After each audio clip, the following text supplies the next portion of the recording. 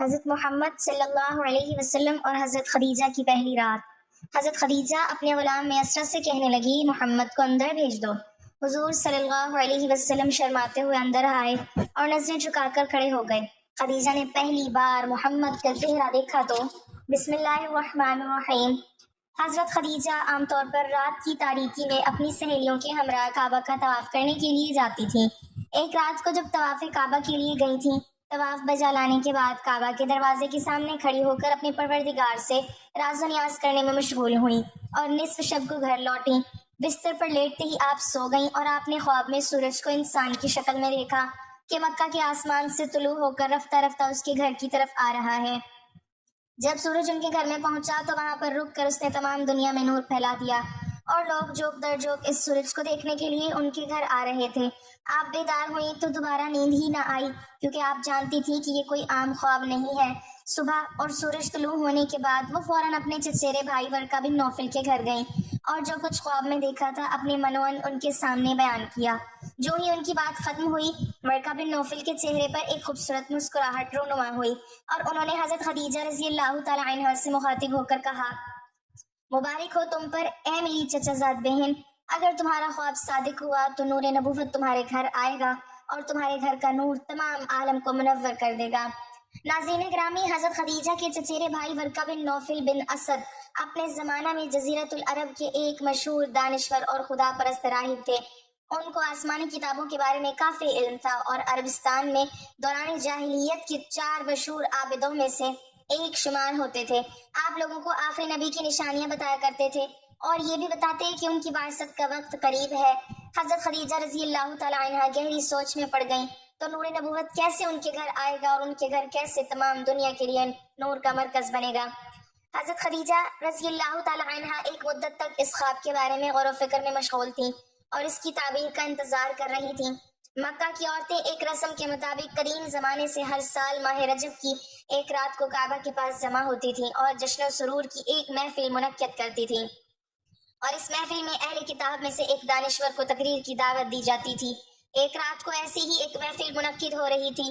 جب حضرت خدیجہ اس محفل میں پہنچی، اس وقت ایک یہودی عالم نے تازہ اپنی تقریر شروع کی تھی۔ اس تقریر کے دوران اچانک حضرت محمد صلی اللہ علیہ وسلم کعبہ کے پاس سے گزرے۔ تقریر کرنے والے اہل کتاب کی نظر جو ہی حضرت صلی اللہ علیہ وسلم پر پڑی تو اس نے اپنی تقریر کو روک کر عورتوں سے یوں خطاب کیا، اے قریش کی عورتیں، جو جوان ابھی ابھی کعبہ کے پاس سے گزرا ہے وہ مستقبل میں پیغمبر آخر الزماں ہوگا۔ آپ میں سے جو بھی اس کی شریک حیات بن سکتی ہو اس میں تاخیر نہ کرنا۔ اس اہل کتاب دانشور کے کلام کو سن کر خواتین میں ہلچل مچ گئی۔ ان میں سے بعض عورتیں اس دانشور کے کلام پر ہنستی تھیں اور بعض عورتیں مذاق اڑاتی تھیں اور بعض عورتیں اس کو برا بھلا کہتی تھیں۔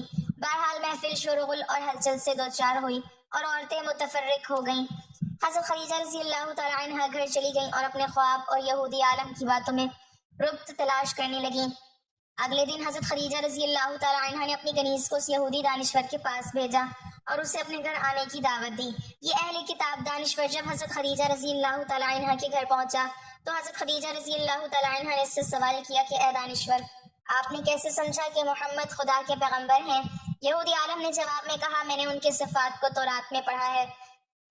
تورات میں آیا ہے کہ پیغمبر آخر الزمان کے ماں باپ ان کے بچپن میں دنیا سے چلے جائیں گے، ان کی کفالت پرورش اور حفاظت ان کے جد کریں گے اور وہ قریش کی خاتون سے شادی کریں گے جو اپنی قوم کی عظیم خاتون ہوں گی اور اپنے قبیلہ میں امیر اور صاحب تدبیر ہوں گی۔ اس کے بعد اس یہودی دانشور نے حضرت خدیجہ رضی اللہ تعالی عنہا سے مخاطب ہو کر کہا، اے خدیجہ، میری اس بات کو اپنے پاس محفوظ رکھنا اور اسے فراموش نہ کرنا۔ اس کے بعد اس دانشور نے حضرت صلی اللہ علیہ وسلم کی عظمت و جلال کے بارے میں چند اشعار پڑھے اور واپس جاتے وقت حضرت خدیجہ رضی اللہ تعالی عنہا سے مخاطب ہو کر کہا، کوشش کرنا کہ محمد کو نہ کھو دینا، ان کے ساتھ شادی کرنے میں دنیا اور آخرت کی سعادت ہے۔ حبیب اللہ سرور کائنات احمد مجتبیٰ حضرت محمد صلی اللہ علیہ وسلم 25 برس کے ہوئے تو خشک سالی نے مکہ کو گھیر لیا، تو ابو طالب نے حضرت محمد صلی اللہ علیہ وسلم سے مخاطب ہو کر کہا، اے میرے بھتیجے، ہم سخت حالات سے دوچار ہیں، میں بھی بوڑھا اور تنگ دست ہو چکا ہوں اور زندگی کے آخری ایام گزار رہا ہوں۔ میری تمنا ہے کہ میں مرنے سے پہلے آپ کے لیے ایک شریک حیات کو منتخب کروں تاکہ آپ شادی کریں اور میں بھی اطمینان و سکون کے ساتھ اس دنیا کو وداع کر جاؤں۔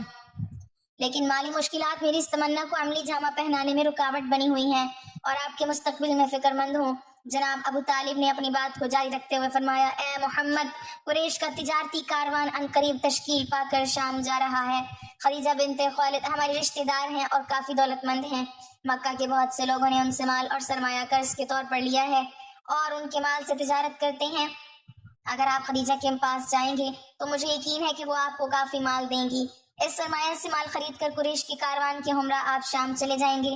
شاید اس تجارت کے نتیجے میں آپ کو کوئی نفع مل جائے اور خداوند ہماری زندگی کی بعض مشکلات کو حل کر دیں۔ دوسری طرف حضرت خدیجہ بنت خویلد کے پاس رسول اللہ صلی اللہ علیہ وسلم کی صداقت و امانت کی خبریں متواتر پہنچ رہی تھیں۔ ابھی چچا ابو طالب کے ساتھ رسول اللہ کی باتیں جاری تھیں کہ حضرت خدیجہ کے غلام یہ پیغام لے کر آئے کہ خدیجہ آپ کو اپنا مال دے کر تجارت کے لیے شام بھیجنا چاہتی ہیں، اور وہ فرماتی ہیں کہ جتنا معاوضہ وہ دوسروں کو دیتی ہیں آپ کو اس سے دگنا دیں گی۔ اس پر ابو طالب نے آپ کو کہا کہ یہ وہ رزق ہے جو اللہ نے تمہاری جانب کھینچ کر بھیجا ہے۔ اس کے بعد آپ صلی اللہ علیہ وسلم قافلے کے ساتھ شام کی طرف روانہ ہوئے۔ آپ کے ہمراہ حضرت خدیجہ کا غلام میسرہ بھی تھا۔ جب قافلہ شام کے شہر بصرہ میں پہنچا تو وہاں نستورہ راہب نے آپ صلی اللہ علیہ وسلم میں نبوت کی علامات پہچان کر آپ کے نبی آخر الزماں ہونے کی پیشن گوئی کی۔ دوسرا اہم واقعہ یہ پیش آیا کہ جب آپ نے تجارتی سامان فروخت کر لیا تو ایک شخص سے کچھ بات چیت بڑھ گئی۔ اس نے کہا کہ لات عزیٰ کی قسم اٹھاؤ، تو حضرت صلی اللہ علیہ وسلم نے فرمایا کہ میں نے کبھی ان دونوں کی قسم نہیں کھائی، میں تو ان کے پاس سے گزرتے ہوئے ان سے منہ موڑ لیتا ہوں۔ اس شخص نے یہ بات سن کر کہا، حق بات تو وہی ہے جو تم نے کہی۔ پھر اس شخص نے میسرہ سے مخاطب ہو کر کہا، خدا کی قسم یہ تو وہی نبی ہے جس کی صفات ہمارے علماء کتابوں میں لکھی ہوئی ہیں۔ تیسرا واقعہ یہ پیش آیا کہ میسرہ نے خود دیکھا کہ جب تیز گرمی ہوتی ہے تو بادل نبی اکرم صلی اللہ علیہ وسلم کے اوپر سایہ کر رہے ہوتے ہیں۔ یہ سب کچھ دیکھ کر میسرہ تو آپ صلی اللہ علیہ وسلم سے بہت ہی زیادہ متاثر تھا۔ واپسی میں دوپہر کے وقت جب واپس پہنچے تو حضرت خدیجہ نے اپنے بالا خانے میں بیٹھے بیٹھے دیکھا کہ نبی اکرم اونٹ پر بیٹھے اس طرح تشریف لا رہے ہیں کہ بادل نے صرف آپ پر سایہ کیا ہوا تھا۔ حضرت خدیجہ رضی اللہ تعالیٰ عنہ اور ان کے ساتھ بیٹھی ہوئی عورتوں نے یہ منظر دیکھ کر بہت تعجب کیا۔ قافلہ رکا تو میسرہ حضرت خدیجہ رضی اللہ تعالیٰ عنہ سے ملنے گیا اور سارے سفر کی روداد سنائی۔ حضرت خدیجہ رضی اللہ تعالیٰ عنہ جو رسول اللہ صلی اللہ علیہ وسلم سے پہلے ہی متاثر تھی، وہ سفر کے واقعات سن کر آپ کی گرویدہ ہو گئیں، بلکہ ان کا رسول اللہ کو تجارتی سفر پر بھیجنے کا مقصد بھی یہی تھا کہ کسی طرح حضور اکرم سے ملاقات ہو سکے۔ چنانچہ میسرہ کو کہا گیا کہ اب محمد کو بھیجو تاکہ میں ان سے تجارت کا حساب لے سکوں۔ نبی رحمت صلی اللہ علیہ وسلم جب حضرت خدیجہ کے پاس آئے تو آپ کا یہ روشن چہرہ دیکھ کر حضرت خدیجہ دنگ رہ گئیں اور بے ہوشی کا عالم طاری ہو گیا۔ اسی دوران رسول اللہ صلی اللہ علیہ وسلم نے سارا حساب تجارت کیا اور واپس تشریف لے گئے۔ جب آپ صلی اللہ علیہ وسلم چلے گئے تو تب حضرت خدیجہ ہوش میں آئیں اور میسرہ سے پوچھا کہ محمد کدھر ہیں؟ میسرہ کہنے لگا کہ وہ تو آپ کو سارا حساب دے کر چلے گئے ہیں۔ خیر، حضرت خدیجہ رضی اللہ تعالیٰ عنہ نے اپنے مال میں ایسی امانت و برکت دیکھی جو اس سے پہلے کبھی نہ دیکھی تھی۔ مال کی خرید و فروخت کا حساب دیکھا تو منافع دگنے سے بھی زیادہ تھا۔ آپ نے فوری اپنے غلام میسرہ کو رسول اللہ صلی اللہ علیہ وسلم کے پیچھے بھگایا اور طے شدہ معاوضے سے بھی دگنا حضور صلی اللہ علیہ وسلم کو بھیج دیا۔ حضرت خدیجہ رضی اللہ تعالیٰ عنہ بہت زیادہ دور اندیش، مستقل مزاج، شریف، باعزت اور مالدار عورت تھی۔ انہوں نے آپ سے نکاح کا فیصلہ کر لیا اور اپنی سہیلی نفیسہ کے ہاتھ رسول اللہ کو نکاح کا پیغام بھجوا دیا۔ رسول اللہ صلی اللہ علیہ وسلم کی حضرت خدیجہ سے نکاح کے حوالے سے ایک پہلو ملحوظ رکھنا چاہیے، جس سے حضرت خدیجہ رضی اللہ تعالیٰ عنہ کی طہارت و نزاہت اور رسول اللہ صلی اللہ علیہ وسلم کے ساتھ نکاح میں رغبت کی وجہ آشکار ہو جاتی۔ چنانچہ بعض روایات سے یہ بات معلوم ہوتی ہے کہ حضرت خدیجہ رضی اللہ تعالیٰ عنہ کے چچا زاد برقہ بن نوفل جو زمانہ جاہلیت میں ہی نصرانیت قبول کر چکے تھے، وہ عبرانی زبان بھی جانتے تھے اور انجیل زبان بھی جانتے تھے، اور ان کو پڑھ کر اپنے اقربا کو اس کی روشنی میں وعظ و نصیحت بھی کرتے تھے اور ایک آخری نبی کے آنے کی بشارت بھی سناتے تھے۔ عمر کے اعتبار سے یہ بزرگ تھے اور حضرت خدیجہ رضی اللہ تعالیٰ عنہ کے یہ نسائے اور سچے نبی کی بشارت بہت شوق و رغبت سے سنتی تھیں۔ نیز یہ بھی سنتی تھی کہ اس نبی عظیم شان کی بعثت کا زمانہ قریب ہے، اور اس حوالے سے انہوں نے برقہ بن نوفل سے کافی کچھ سن رکھا تھا۔ چنانچہ رسول اللہ صلی اللہ علیہ وسلم کی صداقت و دیانت اور دیگر صفات کمال کا ذکر سنا اور برقہ بن نوفل کی بتلائی ہوئی بعض علامات نبوت آپ میں پائیں، تو انہوں نے اپنے غلام میسرہ کے ساتھ رسول اللہ صلی اللہ علیہ وسلم کو مال تجارت دے کر اسی لیے بھیجا کہ آپ کی تجارتی اور مالی معاملات اور سفر میں آپ کے اخلاقی عادات کا مزید مشاہدہ کر سکیں۔ اس لیے بعض روایات میں ہے کہ انہوں نے غلام کو ہدایت کی تھی کہ سفر کے تمام واقعات نوٹ کریں اور واپسی پر پوری تفصیل بتائیں۔ اسی ہدایت کی روشنی میں غلام نے آپ کی برکت وغیرہ کے حوالے سے جن کمالات کا مشاہدہ کیا تھا وہ سب تفصیل بتا دی تھی۔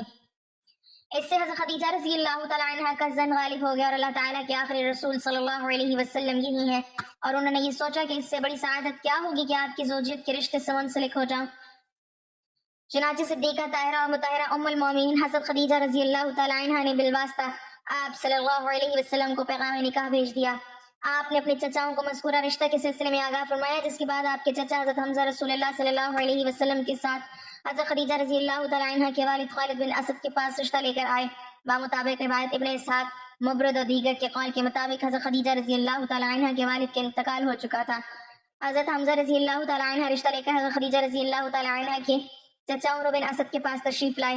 رشتہ طے پانے کے بعد نبی آخر الزماں اور حضرت خدیجہ رضی اللہ تعالیٰ عنہ کے نکاح کی تقریب حضرت خدیجہ رضی اللہ تعالیٰ عنہ کے گھر میں منعقد ہوئی۔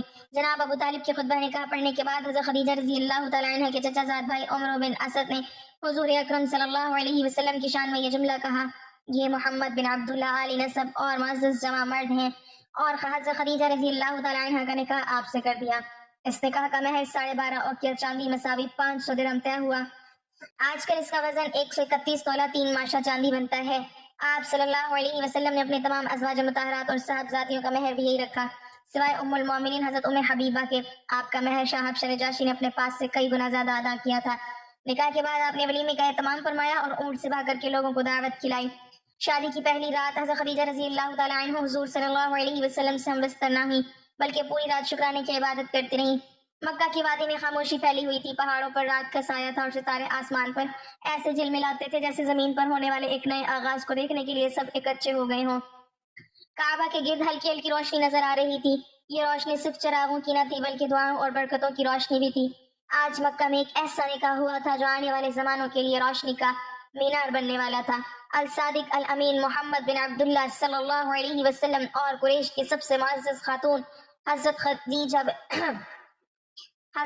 بنت خویلد رضی اللہ تعالی عنہ کا۔ حضرت خدیجہ رضی اللہ تعالی عنہ اپنے کمرے میں بیٹھی تھی، چراغ کی مدھم لو ان کے چہرے پر سایہ ڈال رہی تھی۔ وہ سوچ رہی تھی، زندگی نے مجھے سب کچھ دیا، دولت بھی، عزت بھی، شہرت بھی، لوگ مجھے مکہ کی سب سے کامیاب عورت کہتے ہیں، مگر آج دل کے اندر جو سکون ہے وہ پہلے کبھی نصیب نہیں ہوا۔ آج میرا دل مطمئن ہے کیونکہ اللہ نے مجھے محمد صلی اللہ علیہ وسلم کا ساتھ عطا کیا ہے۔ ان کے دل میں خوشی کے ساتھ ہلکی سی گھبراہٹ بھی تھی، یہ گھبراہٹ محبت کی تھی۔ وہ بار بار اللہ کا شکر ادا کرتی جاتی، یا اللہ تیرا شکر ہے کہ تو نے مجھے اپنے سب سے برگزیدہ بندے کا شریک حیات بنایا۔ اسی دوران قدموں کی آہٹ آئی، دروازہ کھلا، محمد مصطفیٰ صلی اللہ علیہ وسلم کمرے میں داخل ہوئے۔ ان کا چہرہ نور سے دمک رہا تھا اور نگاہیں جھکی ہوئی تھیں۔ وہ وقار اور سکون کے ساتھ چلتے ہوئے کمرے کے وسط میں آئے۔ ان کے آنے سے کمرے کی فضا بدل گئی، جیسے چراغ کی لو اور روشن ہو گئی ہو، جیسے ہوا نرم اور ٹھنڈی ہو گئی ہو۔ حضرت خدیجہ رضی اللہ تعالیٰ عنہ نے نظریں اٹھا کر دیکھا تو دل دھڑکنے لگا۔ یہ وہی ہستی تھی جنہیں مکہ والے امین کہتے تھے، جن پر دشمن بھی اعتماد کرتے تھے۔ آج وہی ہستی ان کی شریک حیات تھی۔ رسول اللہ صلی اللہ علیہ وسلم نے سب سے پہلے وضو فرمایا۔ پانی کے قطرے چہرے اور ہاتھوں سے بہہ کر زمین پر گر رہے تھے اور روشنی کی موتیوں کی طرح چمک رہے تھے۔ وضو کے بعد آپ صلی اللہ علیہ وسلم نے جائے نماز بچھائی اور 2 رکعت نفل کے لیے کھڑے ہو گئے۔ حضرت خدیجہ رضی اللہ تعالیٰ عنہ نے نرم لہجے میں کہا، کیا میں بھی آپ کے ساتھ شریک ہو سکتی ہوں؟ رسول اللہ صلی اللہ علیہ وسلم مسکرائے اور محبت سے جواب دیا، ہاں خدیجہ، اللہ کے سامنے ہم دونوں ایک ساتھ جھکیں گے۔ دونوں نے ایک ساتھ نماز ادا کی، کمرہ تسبیح اور دعا کی آوازوں سے بھر گیا۔ ایسا لگتا تھا جیسے فرشتے بھی شریک ہو گئے ہوں۔ یہ لمحہ دنیاوی نہ تھا، یہ آسمانی تھا۔ نماز کے بعد رسول اکرم صلی اللہ علیہ وسلم نے ہاتھ اٹھائے۔ ان کی آواز نرم اور دل کو چھو لینے والی تھی، اے اللہ ہمارے اس گھر میں برکت عطا فرما، خدیجہ کو میرے لیے باعث سے سکون بنا اور مجھے ان کے لیے باعث سے رحمت، ہمیں نیکی پر جمع رکھ اور نیکی پر ہی جدا کرنا۔ حضرت خدیجہ رضی اللہ تعالیٰ عنہ کی آنکھوں میں آنسو آ گئے۔ یہ آنسو خوشی اور شکر کے تھے۔ انہوں نے دل ہی دل میں کہا، یا اللہ، میں تیرا شکر ادا کرتی ہوں کہ تو نے مجھے اپنی سب سے محبوب ہستی کا ساتھ دیا، مجھے ان کی خدمت اور مددگار بنا دے۔ رسول اکرم صلی اللہ علیہ وسلم نے خدیجہ کی طرف دیکھا، ان کے مسکراہٹ میں نرمی اور وقار تھا۔ رسول اللہ صلی اللہ علیہ وسلم نے فرمایا، خدیجہ، اللہ نے تمہیں میرے لیے رحمت بنایا ہے۔ حضرت خدیجہ رضی اللہ تعالیٰ عنہ نے کہا، اے ابو القاسم، میں نے دنیا کو دیکھا ہے، عزت بھی، دولت بھی، مگر آج دل کو جو سکون ملا ہے وہ پہلے کبھی نہ تھا۔ تم سچے ہو، امانت دار ہو، مجھے فخر ہے کہ میں تمہارے ساتھ ہوں۔ یہ مکالمے چھوٹے تھے مگر ان میں دل کی سچائی اور محبت کی گہرائی تھی۔ یہ صرف الفاظ نہ تھے، یہ 2 دلوں کا عہد تھا۔ رات گہری ہوتی جا رہی تھی، چراغ کی لو کبھی تیز ہوتی کبھی مدھم، باہر پہاڑوں پر خاموشی تھی، کمرے میں 2 دل قریب آ چکے تھے۔